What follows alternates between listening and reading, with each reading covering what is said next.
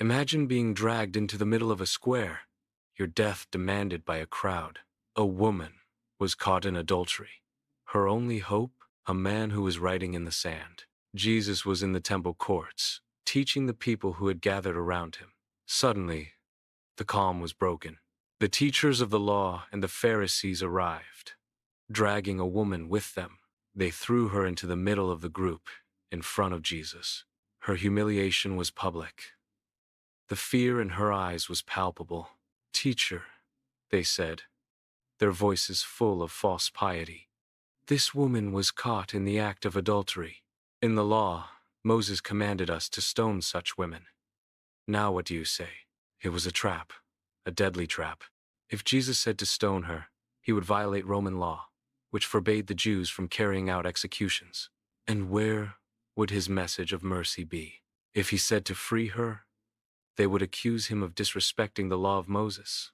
They didn't care about the woman. She was just bait to catch Jesus. But Jesus didn't answer. He bent down and started to write on the ground with his finger. What did he write? The Bible doesn't say. Perhaps the sins of the accusers. Perhaps a word of hope. The silence of Jesus was more powerful than any shout. They kept on questioning him, demanding an answer. So, Jesus straightened up. He looked at them, not with anger, but with a quiet authority. And he spoke the words that would echo through eternity. "Let any one of you who is without sin be the first to throw a stone at her." And then, he bent down again and continued to write on the ground. Those words struck the conscience of every man there. One by one, beginning with the oldest, they began to leave. The sound of their sandals on the temple court was the sound of conviction. Their hypocrisy was exposed by the light of Jesus' truth. Soon, everyone was gone. Only Jesus and the woman remained. She, still standing in the same spot. Jesus straightened up and asked her, "Woman, where are they? Has no one condemned you?" "No one, sir," she said. Then Jesus told her the most liberating words she had ever heard. "Then neither do I condemn you.